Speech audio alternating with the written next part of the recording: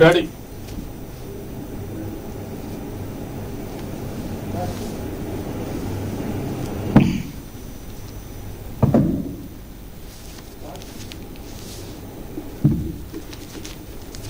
నమస్తే, welcome to వీటీ news.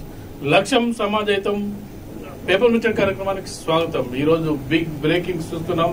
India పేరు ఇక భారత్ అనేది ఇప్పుడు చర్చనీయాంశమైంది. దీనికి సంబంధించి ప్రత్యేక సమావేశాలు ఎందుకా అని ఆలోచిస్తున్న సందర్భంలో 18 నుంచి 22 వరకు ఈసారి సమావేశాలు ముందస్తు ఎన్నికల లేకపోతే అసెంబ్లీల రద్దా ఇట్లాంటి ఆసక్తికర అంశాల నేపథ్యంలో ఇండియా పేరు భారత్ అనేది ఇప్పుడు చర్చనీయాంశంగా అయింది. పేరు మార్పు దిశగా ప్రభుత్వం ఆలోచిస్తున్న వార్త బిగ్ బ్రేకింగ్ గా చూడొచ్చు. ఇక చూసుకున్నట్టయితే కుంభ వృష్టి హైదరాబాద్ ఆగమాగం సంబంధించిన వార్తను చూడొచ్చు. దాదాపుగా నిన్న కుండపోత వర్షం కారణంగా హైదరాబాద్ మొత్తం స్తంభించిపోయింది. దీనికి సంబంధించిన వార్తా కథనాలను మరొకసారి వెలుగు దినపత్రికలో చూసుకున్నట్టయితే హైదరాబాద్ ఆగమాగం అనేది హెడ్ లైన్ చూడొచ్చు. మొదటి హెడ్ లైన్ గా చెరువుల్లా మారిన రోడ్లు, ఎక్కడికక్కడ ట్రాఫిక్ జామ్ అనేది ఇక్కడ వార్త చూడొచ్చు. ఫోటోలు కూడా ప్రచురించడం జరిగింది. ఇక ముఖ్యమైన వార్తగా మనం తీసుకున్నట్లయితే ఇండియా ఇక భారత్ పేరు మార్పు దిశగా రంగం సిద్ధం చేస్తున్న కేంద్రం, పార్లమెంట్ స్పెషల్ సెషన్ లో బిల్లు పెట్టే ఛాన్స్ అనేది ఈ వార్త సారాంశంగా మనం చూడొచ్చు. ఇక చూసుకున్నట్టయితే ఎస్జిటి పోస్టులు డిఎడ్ వాళ్ళకే అనేది ప్రభుత్వం ఆలోచిస్తుంది. ఇటీవల సుప్రీంకోర్టు ఇచ్చిన తీర్పు నేపథ్యంలో ఎస్జిటి పోస్టులు ఇక డిఎడ్ వాళ్ళకే ఇవ్వాలని చెప్పి ఇప్పుడు కొత్తగా వచ్చే నోటిఫికేషన్ లో జారీ చేసే అవకాశం కనిపిస్తుంది. ఇక పరేడ్ గ్రౌండ్ పై వార్ సెప్టెంబర్ 17న విమోచన దినోత్సవాన్ని అక్కడ నిర్వహించనున్న కేంద్రం, అదే రోజు అదే వేదికగా సోనియా సభ కోసం అప్లై అనే వార్తను చూడొచ్చు. G20 సమిట్ కు హైటెక్ భద్రత, ఏఐ ఆధారిత డ్రోన్లతో ఢిల్లీ అంతటా నిఘా, పరిగెత్తిన వంగిన గోడలు దూకిన పట్టేస్తాయి. ఈ నెల 9, 10 తేదీల్లో సమావేశాలు అనే వార్త చూడొచ్చు. ఇక చైనా వాళ్ళని కూలగొట్టిన షార్ట్ కట్ దారి కోసం అనే మరొక వార్తను చూడొచ్చు. సిరిసిల్ల నేతన్నకు ఎన్నికల గిరాకీ అనేది మరో వార్తగా మనం చూడొచ్చు. ఇక వెలుగు దినపత్రికలో మరికొన్ని వార్తలు చూసుకుంటే వరల్డ్ కప్ టీంలో మన సిరాజ్ అనే వార్తను చూడొచ్చు. రాష్ట్రానికి 1040 కోట్ల పెట్టుబడులకు సంబంధించిన వార్త. ఇవి వెలుగు దినపత్రికలో మొదటి పేజీలో వచ్చిన వార్తా కథనాలను చూసుకున్నట్టయితే ఇక ఈనాడులో మొదటి పేజీలో వార్తల్ని మనం చూసుకున్నట్టయితే ఇండియా స్థానంలో భారత్, G20 నేతల విందు ఆహ్వాన పత్రంలో ప్రెసిడెంట్ ఆఫ్ భారత్ అని పేర్కొన్న రాష్ట్రపతి కార్యాలయం, కేంద్ర ప్రభుత్వ విదేశీ అతిథులకు ఇచ్చిన పుస్తకాల్లోనూ అదే తరహాలో మార్పునకు సంకేతమన్న అస్సాం సీఎం, దుమ్మెత్తిపోసిన ప్రతిపక్షాలు తమ కూటమికి ఇండియా పేరు ఉండడం వల్లేనని ధ్వజం అనే వార్తను మనం చూడొచ్చు. ఇక వణికిన నగరం హైదరాబాద్ లో కుంభవృష్టి, పొంగి పొల్లుతున్న డ్రైనేజీలకు సంబంధించిన వార్త. నాలాలో పడి మృతి చెందిన చిన్నారి మిథున్ రెడ్డి అనేది ఇక్కడ ఫోటోను మనం చూడొచ్చు. ఇక రాష్ట్రానికి 1040 కోట్ల అరబ్ పెట్టుబడులు అనే వార్తను కూడా చూడొచ్చు. పూర్వ వైభవానికి కాంగ్రెస్ కసరత్తు, హైదరాబాద్ లో 17 ఏళ్ల తర్వాత సిడబ్ల్యూసి భేటీ అనే వార్త. తెలుగు రాష్ట్రాల నుంచి 6గురికి ఉత్తమ జాతీయ ఉపాధ్యాయ అవార్డులకు సంబంధించిన ఫోటోను మనం చూడొచ్చు.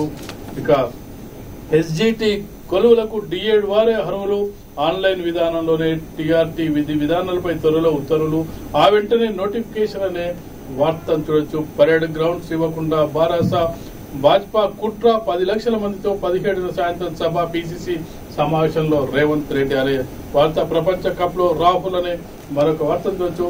అధికారికంగా తెలంగాణ విమోచన, అమరవీరుల అమృతవనానికి ప్రతి ఊరి నుంచి చిటికడు మట్టి లేదా బియ్యం సేకరణ, కేంద్ర మంత్రి కిషన్ రెడ్డికి సంబంధించిన వార్తలు చూడొచ్చు. ఇక నమస్తే తెలంగాణలో మనం వార్తల్ని ఒకసారి పరిశీలించినట్టయితే ఇండియా కాదు భారత్ పేరు మార్పు యోచనలో కేంద్రం అనే వార్తకు హైలైట్ చేయడం జరిగింది. ఇక మహిళా బిల్లుకు మద్దతు ఇవ్వండి, పార్లమెంటు సమావేశాల్లోనే ఆమోదించేలా పోరాడండి అంటూ వివిధ పక్షాల నేతలకు కవిత లేఖ రాయడానికి సంబంధించిన వార్తను చూడొచ్చు.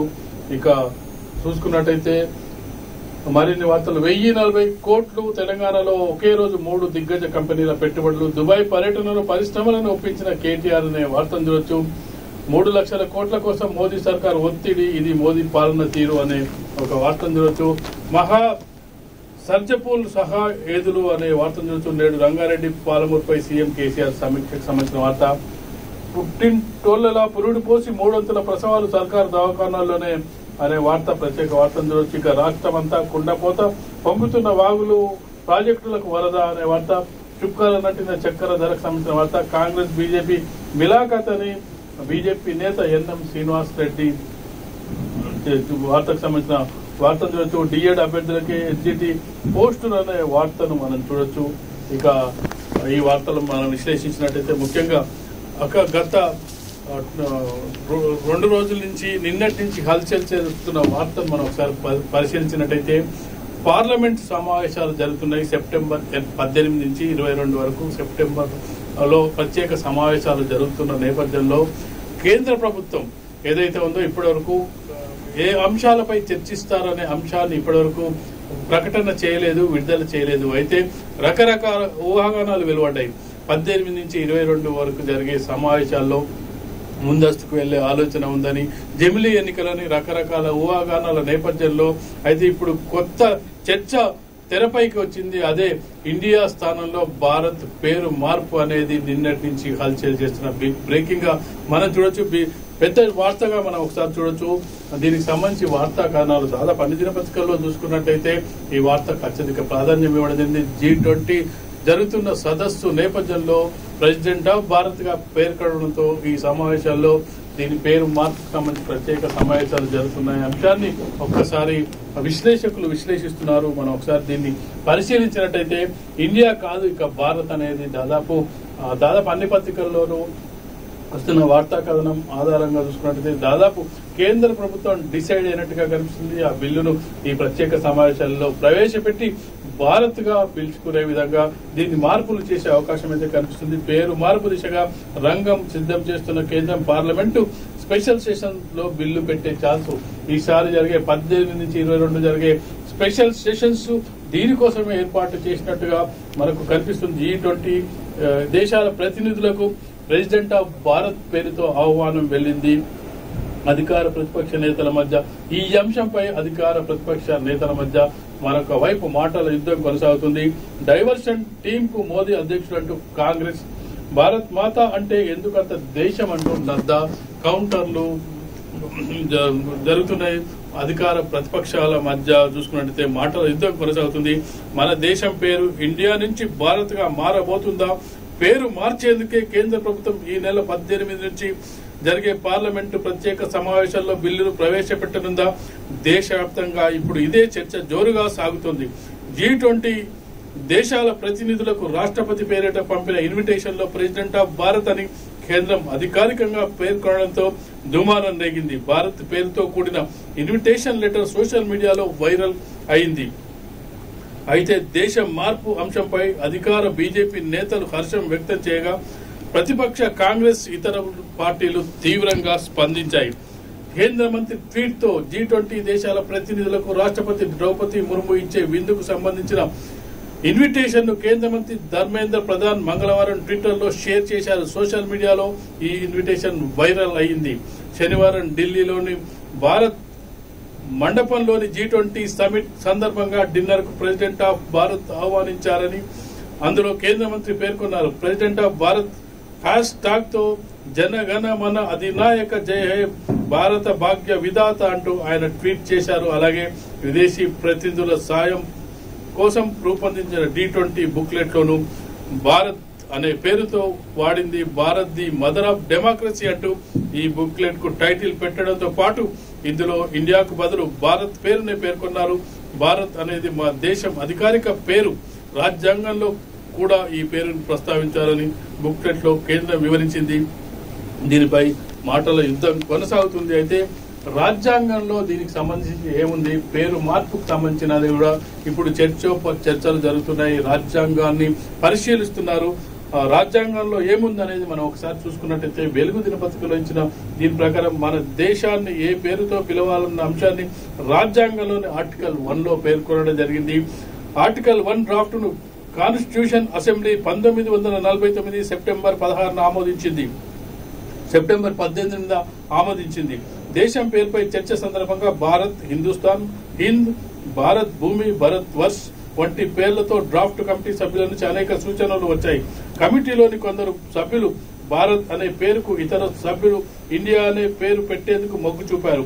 దీంతో ఆర్టికల్ 1(1) లో పేర్కొన్న ఇండియా అంటే భారత్ రాష్ట్రాల సమైక్యగా ఉంటుంది అన్న ప్రకటనకు కాన్స్టిట్యూయెంట్ అసెంబ్లీ ఆమోదం తెలిపింది. మన దేశాన్ని అధికారికంగా ఏ పేరుతో పిలవాలన్నా దానికి సంబంధించి రాజ్యాంగంలో ఉన్న ఏకైక వివరణ ఇదే అనేది మనం వెలుగు దినపత్రికలో చూడొచ్చు. ఇక ఈనాడులో చూసుకున్నట్టయితే ఇండియా స్థానంలో భారత్ అనేది హెడ్లైన్. G20 నేతల విందు ఆహ్వాన పత్రంలో ప్రెసిడెంట్ ఆఫ్ భారత్ అని పేర్కొన్న రాష్ట్రపతి కార్యాలయం. దీనికి సంబంధించిన ఆహ్వాన పత్రానికి సంబంధించిన ఏదైతే minister Dharmendra Pradhan minister share చేయడం జరిగింది. అది ఫోటో దాదాపు అన్ని దినపత్రికల్లోనూ చూడవచ్చు. కేంద్ర ప్రభుత్వ విదేశీ అతిథులకు ఇచ్చిన పుస్తకాలను అదే తరహాలో మార్పునకు సంకేతమన్న అస్సాం సీఎం. దుమ్మెత్తిపోసిన ప్రతిపక్షాలు తమ కూటమికి ఇండియా పేరు ఉండడం వల్లే అంటూ ధ్వజం. ఇటీవల ఏర్పడ్డ కూటమికి ప్రతిపక్షాల కూటమి గతంలో యూపీఏగా పనిచేసిన కూటమికి ఇప్పుడు కొత్తగా వాళ్ళు ఇండియా అంటే ఇండియా పేరులో I.N.D.I.A అనే విధంగా దాన్ని ఇవ్వడం జరిగింది. పూర్తిగా ఇండియా అనే పేరుతో రావడంతో దీనికి కౌంటర్ గానే పేరు మారుస్తున్నారంటూ ప్రతిపక్షాలు ధ్వజమెత్తుతున్నాయి. G20 సదస్సు నేపథ్యంలో విదేశీ నేతలకు రాష్ట్రపతి పంపిన విందు ఆహ్వాన పత్రంలో ఇండియా స్థానంలో భారత్ అని పేర్కొనడం, విదేశీ అతిథులకు కేంద్ర ప్రభుత్వం పంపిణీ చేసిన పుస్తకాల్లో ఇండియాకు బదులు భారత్ అని ముద్రించడం కలకలం రేపింది. ఈ నెల 9వ తేదీన G20 దేశాధినేతల విందు ఆహ్వానిస్తూ రాష్ట్రపతి ద్రౌపది ముర్ము ప్రెసిడెంట్ ఆఫ్ భారత్ పేరుతో ఆహ్వానాలు పంపారు. ఈ ఆహ్వాన పత్రాన్ని కేంద్ర మంత్రి ధర్మేంద్ర ప్రధాన్ మంగళవారం ట్వీట్ చేశారు. జనగణమన అధినాయక జయ హే భారత భాగ్య విధాత అని మంత్రి ట్వీట్ లో వ్యాఖ్యానించారు. ఇది వెంటనే సామాజిక మాధ్యమాల్లో వైరల్ అయింది. ప్రతిపక్షాలు దీనిపై తీవ్రంగా మండిపడ్డాయి. ఎప్పటి నుంచో విస్తృతంగా వ్యాప్తిలో ఉన్న ఇండియా పేరును కాదని భారత్ గా పేర్కొనడం దారుణమని వ్యాఖ్యానించాయి. ఈ విమర్శలను అధికార భాజపా తిప్పికొట్టింది. పురాణాల నుంచి భారత్ అనే పేరుందని, రాజ్యాంగంలోని భారత్ అనే పేరుందని స్పష్టం చేసింది. బ్రిటిషర్లే ఇండియా అని పిలిచారని పేర్కొంది. ఇటీవల ఆర్ఎస్ఎస్ అధినేత మోహన్ భగవత్ దేశాన్ని భారత్ అని పిలవాలని ప్రజలకు పిలుపునిచ్చిన సంగతి తెలిసిందే. భగవత్ సంకేతం ఇచ్చారా అంటూ కూడా క్వశ్చన్ మార్క్ ఇవ్వడం జరిగింది. ఆర్ఎస్ఎస్ డైరెక్షన్ లోనే ఎన్డీఏ ప్రభుత్వం భాజపా ప్రభుత్వం పనిచేస్తుందని ప్రతిపక్షాల ఆరోపణల నేపథ్యంలో ఇటీవలి కాలంలో ఆర్ఎస్ఎస్ చీఫ్ భగవత్ ఇచ్చిన పిలుపు మేరకే ఈ నిర్ణయం తీసుకున్నారనే విమర్శలు అయితే ఇప్పుడు వస్తున్నాయి.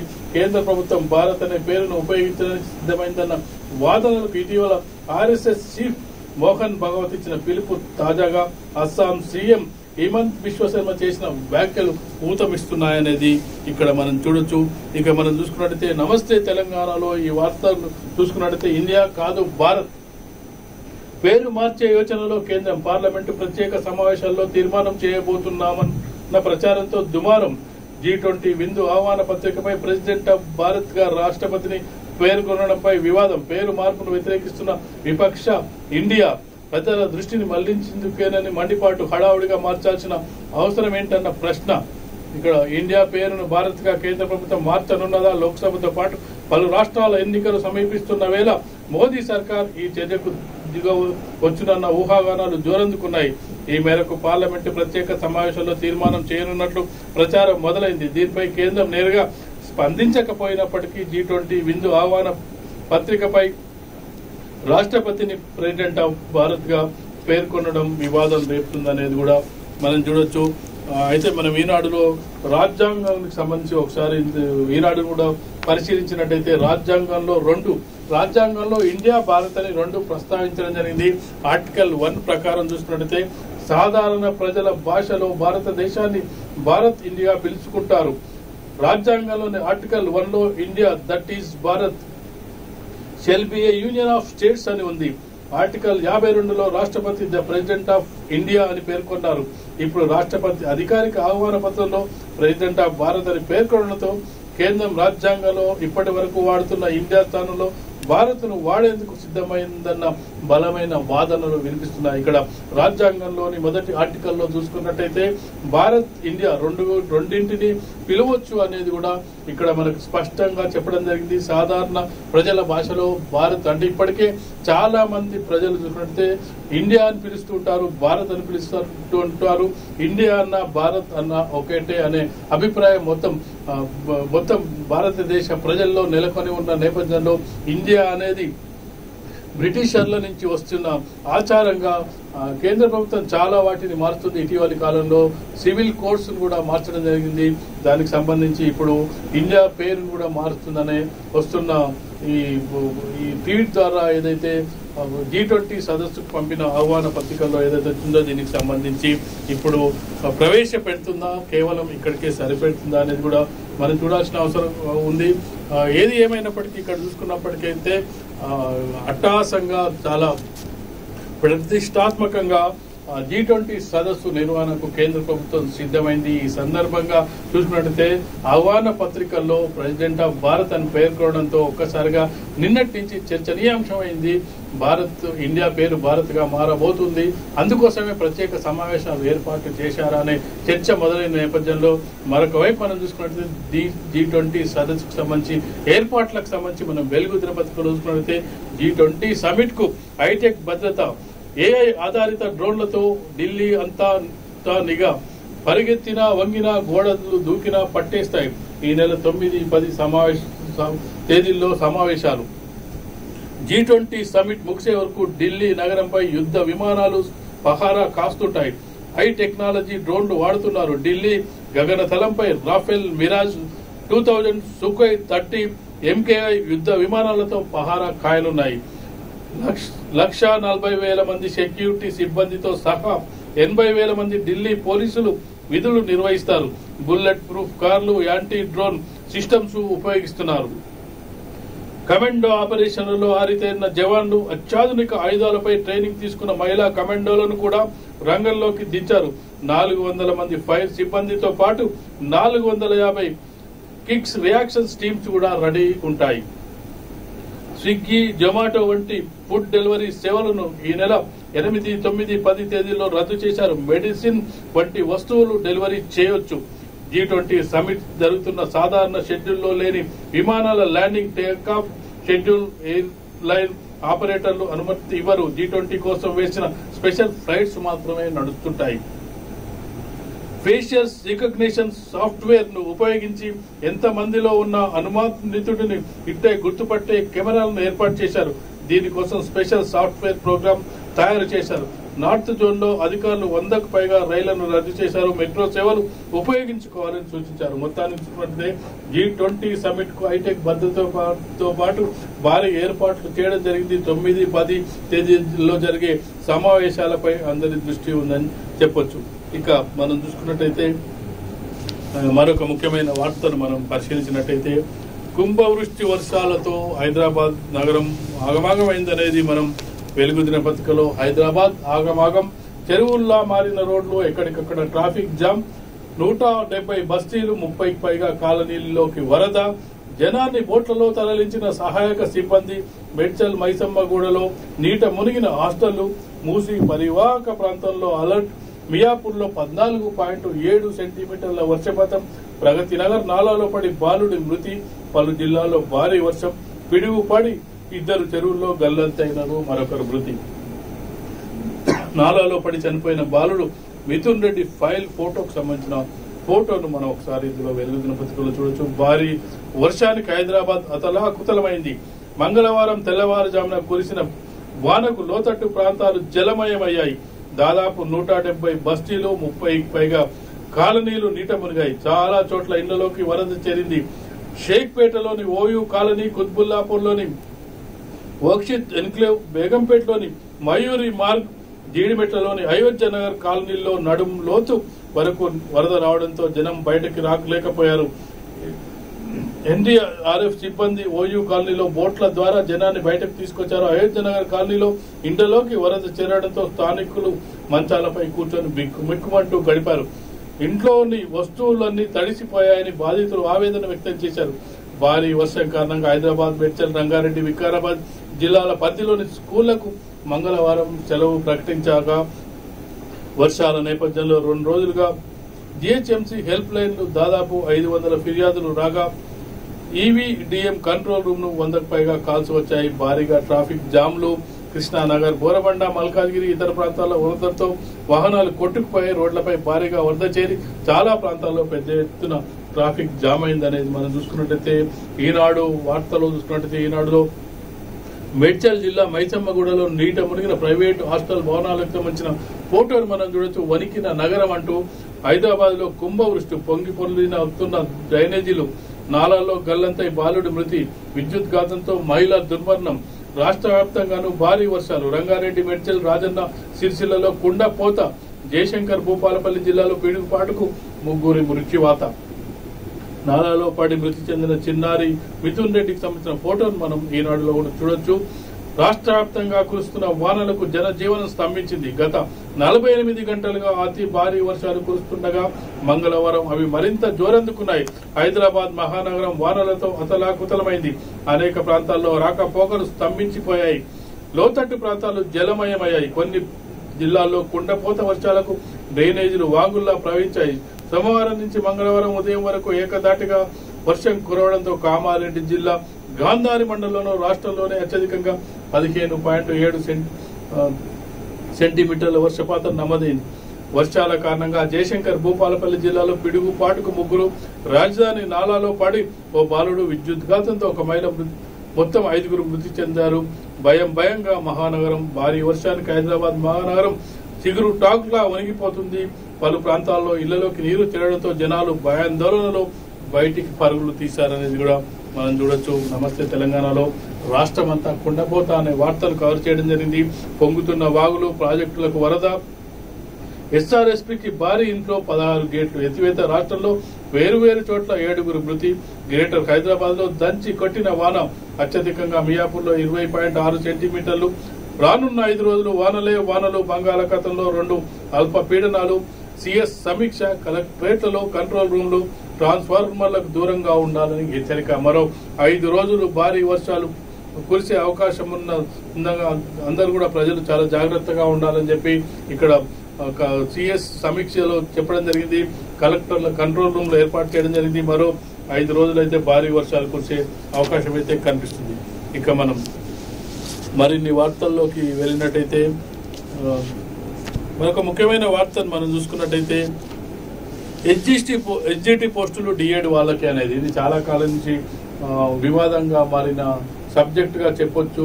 స్కూల్ అసిస్టెంట్లకు హెచ్జిటి అలాగే స్కూల్ అసిస్టెంట్ 2 రాసుకునే అవకాశం ఉంటుంది. అది గతంలో కూడా చాలా సందర్భంలో ఇలాంటివి రావడంతో ఇటీవల సుప్రీంకోర్టు తీర్పునివ్వడం జరిగింది. డిఎడ్ అనేది హెచ్జిటి వాళ్ళకి అనేది తీర్పునివ్వడంతో ఆ తీర్పు ప్రకారం గతంలో కూడా 2008లో కూడా ఇదే ఘటన జరిగింది. టీటీసీ అప్పట్లో టీటీసీ చేసిన వాళ్లకు 30% రిజర్వేషన్ అనేది పెట్టడం జరిగింది. తర్వాత చూసుకున్నట్టయితే ఈ రూల్స్ అన్ని మార్చడం జరిగింది.